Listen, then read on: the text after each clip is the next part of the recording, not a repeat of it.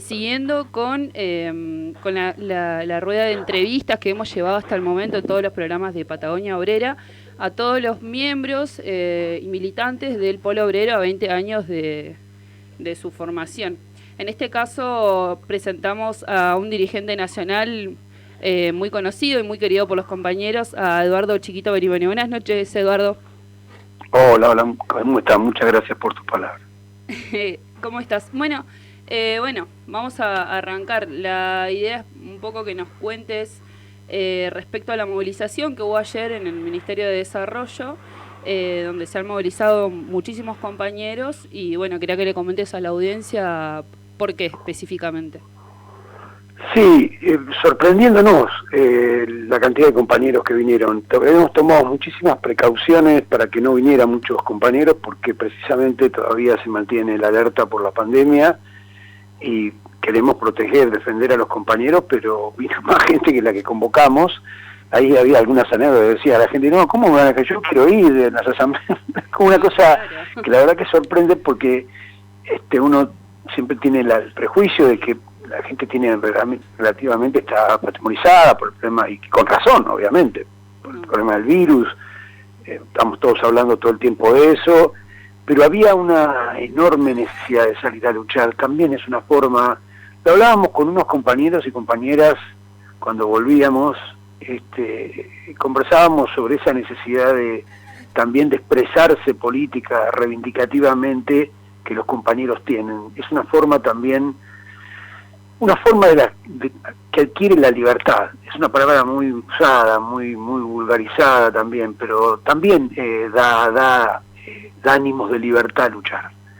Luchar es también expresar lo que uno siente, la bronca, las frustraciones, y ganar la calle y sentirnos que estamos peleando, nos da brío, nos da ganas. Usted disculpen esta digresión de hombre mayor que a su pregunta ha respondido con una divagación filosófica, pero fuimos a sí, no, te decía que fuimos, Eduardo, que nos no sé si me escuchás ahí. Bueno, ahí, ¿quién habla? Álvaro, desde los controles tengo permitido acá. Qué grande, Álvaro, desde los controles. ¿Tenés el control absoluto? El control absoluto de la cuestión. Muy bien. Más o menos que encuadre, digamos, la jornada de ayer y alguna visión también política, alguna reflexión política respecto a la situación económica también, y, digamos, relacionado en estas consignas que tienen que ver que ni con hambre ni con frío hay cuarentena que aguante.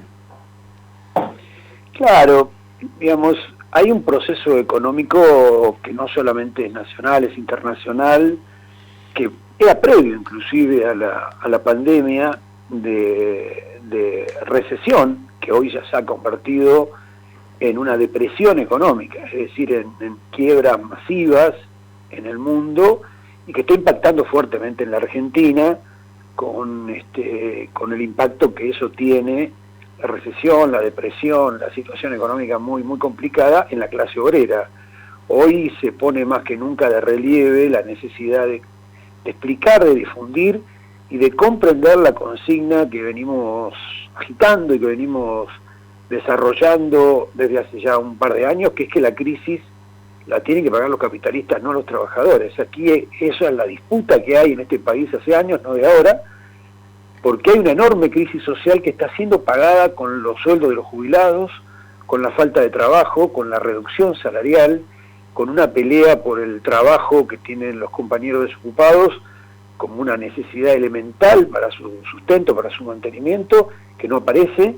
Es decir, en un conjunto de reivindicaciones que, bueno, que se han profundizado enormemente a partir de la pandemia y la cuarentena, que también es una expresión de la crisis capitalista, de la forma de producción capitalista. No vamos a meter mucho en Honduras con eso, pero es claro que ha sido el estallido, por un lado, de la forma de producción, y por otro lado, ha sido o ha quedado puesto de manifiesto las carencias de los sistemas sanitarios, no solo en la Argentina, en el mundo, las dificultades para afrontar una situación sanitaria grave como la que estamos viviendo ante lo que fue, previo a la pandemia, la reducción de los presupuestos de salud y también de educación y también de seguridad social, es decir, un ataque mundial de la clase capitalista a los trabajadores de conjunto. Por eso hay una ola mundial de reclamo de la clase capitalista de reforma laboral, de reforma previsional. La reforma previsional la hay que hacer para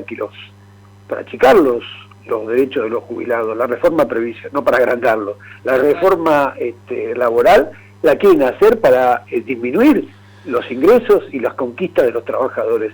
En algunos casos uno los escucha y lo dicen abiertamente, los empresarios dicen hay que flexibilizar las condiciones del trabajo, hay que ir a una multiplicidad de tareas, bueno, una serie de cosas que plantea abiertamente la clase capitalista, mientras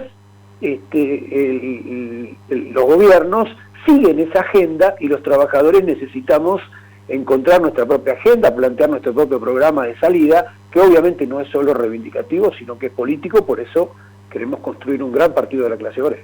Totalmente.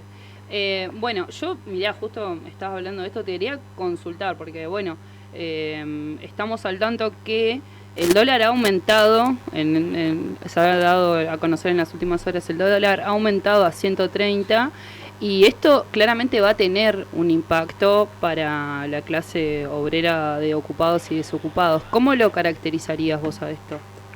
Mira, lo que pone de relieve esta disparada del dólar y todas estas maniobras alrededor del dólar, lo primero es que no es verdad lo que había dicho el gobierno, que si cerraban el acuerdo con los bonistas, se producía rápidamente una estabilización de la situación. Nosotros decimos que no, que era falso, que inclusive el acuerdo con los bonistas era una parte minoritaria de la deuda de conjunto, de la deuda externa, y ahora venía el capítulo de FMI. Y por lo tanto, lo que el gobierno presentaba como una victoria era en realidad una derrota, porque por otro lado se había producido en el acuerdo con los bonistas un retroceso de las posiciones iniciales del gobierno, que llegaron inclusive hasta más o menos lo que pedían los bonistas cuando se iniciaron las negociaciones. Fueron retrocediendo mes a mes y finalmente terminaron cerrando un acuerdo con los bonistas en los términos en los que los bonistas lo reclamaban. Y eso es una enorme hipoteca nacional. Los buitres vieron sangre e hicieron un planteo de máxima y lo consiguieron. Con lo cual el gobierno se ha endeudado, se ha comprometido y no ha logrado resolver la crisis, porque todavía hay que resolver el problema del fondo y porque además no hay ningún plan de desarrollo de ninguna índole. Todo está sometido, incluido el presupuesto nacional, al ajuste. Un país que va al ajuste, con independencia, porque acá hay a veces, uno escucha comentaristas y dice, bueno, si hubiera otro presidente, a lo mejor no le tienen confianza. Falso. No, tal cual. Es absolutamente falso. Aquí hay que hacer un ajuste, y en eso está de acuerdo toda la clase capitalista. La burguesía, la clase capitalista, opera a través de este gobierno. Están los que nos dicen, pero guarda que está a la derecha. Por supuesto que está a la derecha. Por supuesto que está a la derecha, pero el fracaso muchas veces de las alternativas, de las alternativas nacionalistas burguesas como esta, es lo que después termina en un gobierno como el de Bolsonaro. Por no enfrentar las tremendas contradicciones y las tremendas necesidades que tienen las masas y por otro lado, las apetencias de los capitalistas que quieren hacerle pagar la crisis a los trabajadores. Entonces, tenemos una enorme crisis, una desconfianza en el desarrollo argentino, del productivo, no hay ninguna condición, ninguna posibilidad, ni ningún plan, y todo se basa en un enorme ajuste. En ese cuadro, obviamente, desde las masas menos empobrecidas, la clase media, o sectores un poquito más, que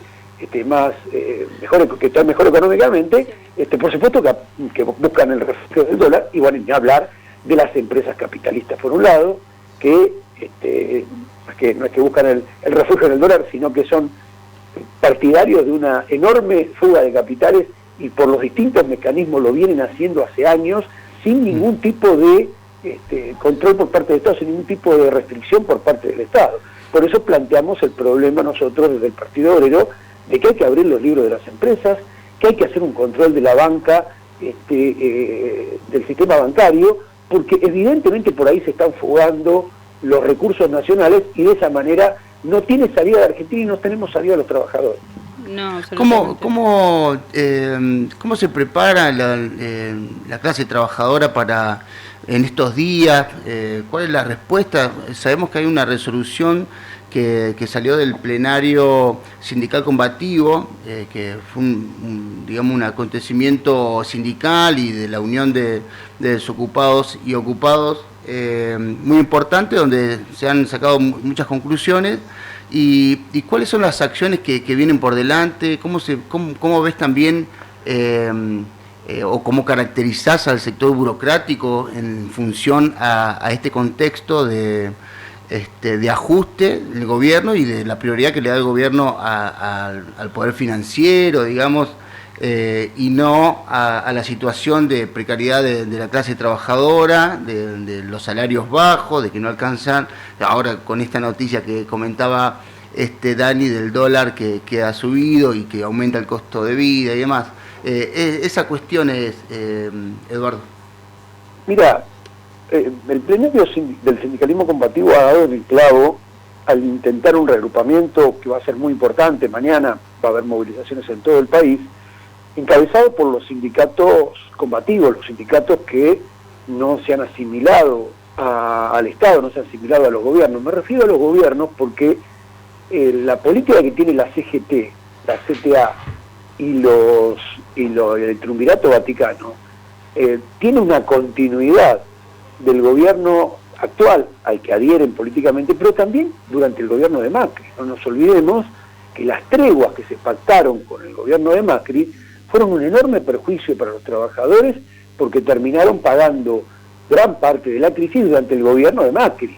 Hoy, por supuesto, están absolutamente sometidas y incluidas y cooptadas por el gobierno de Fernández, al que adhieren políticamente, pero son una correa de transmisión de los intereses de la burguesía, tanto la CGT, la CTA como los otros sectores del triunvirato. Es decir, no llevan adelante una política de organizar a los trabajadores en defensa de sus reivindicaciones, que es para lo que lo eligieron. Digamos, la CGT, bueno, algunos nunca los eligieron, pero quiero decir, la CGT y la CTA, los sindicatos, tienen que ser siempre independientes, pero más que nunca cuando hay un ajuste contra los trabajadores. Tienen que mantener su independencia política, que quiere decir luchar por sus propias reivindicaciones sin importar la simpatía más o menor que tiene con este o aquel gobierno. Importan los planteos reivindicativos que tienen las bases y recoger ese mandato de las bases, algo que por supuesto no hace ni la CGT ni la CTA. En ese sentido, el plenario sindical es una alternativa de reagrupamiento alrededor de sindicatos importantes, de organizaciones de desocupados, que va mañana a protagonizar una importante acción. El plenario sindical ha sido un instrumento importante de lucha del último periodo y tiene que seguir siéndolo para que crezca, para que sea una referencia de las luchas, y mañana lo va a ser de importantes luchas. Por ejemplo, la lucha por la tierra. Ya están comprometidas la participación de delegaciones, de delegados de varias tomas del país, en el acto central y en los actos de las provincias del interior también. En el Chaco va a haber 17 asentamientos que van a participar del acto del plenario sindical, lo cual está mostrando que es una referencia, pero está mostrando algo mejor, que se necesita una referencia, porque si hay una referencia, hay una posibilidad de un canal de lucha para las masas que necesitan ese canal para expresar su bronca, su organización y su lucha, porque obviamente las centrales sindicales y los movimientos cooptados no son un canal para esa lucha, al revés, son un freno, y entonces este acto de mañana es muy, muy importante. Creo que, bueno, lo hemos también limitado desde el punto de vista del número, pero tiene una gran representación obrera, una gran representación de sindicatos, de comisiones internas, de juventud y también de desocupados. Genial, genial, Eduardo. Bueno, nada, la verdad que es súper claro todas tus aclaraciones y nada, obviamente estar atentos a lo que va a ser la jornada de mañana, de lucha que planteó el plenario del sindicalismo combativo, y bueno, nada, saludar a todos, a todas y a todos los compañeros del Polo, que bueno, van llevando lo que fue el contexto de pandemia, sobre todo una lucha sumamente incansable, pero de la cual el resto de las organizaciones nos podemos hacer eco y aprender, de hecho, de estas actitudes. Así que bueno, te agradecemos muchísimo la comunicación y obviamente vamos a seguir estando en contacto, sobre todo en este contexto en el que estamos rememorando los 20 años de la conformación del Polo Obrero. Dale, te agradezco por el llamado, por el reconocimiento de la Fundación del Polo. No es algo que nos ha quedado pendiente, poder armar unas jornadas de actividades públicas. Vamos a ver si la pandemia nos da la posibilidad de, cuando es la fecha, que es allá por, creo que noviembre, por ahí, la fecha exacta, podamos hacer algo más público. Pero bueno, agradecerles a ustedes y esperemos que más en el futuro, en vez de tener el control Álvaro, tengamos el control obrero. Obviamente, hacia allá vamos. Hacia allá vamos. Álvaro es nuestra metáfora. Vamos al control obrero, no a que control lo tenga Álvaro. Totalmente. Bueno, muchísimas gracias, te mandamos un abrazo. Nos vamos con Lágrimas Negras, que ya es parte de nuestra programación de rutina.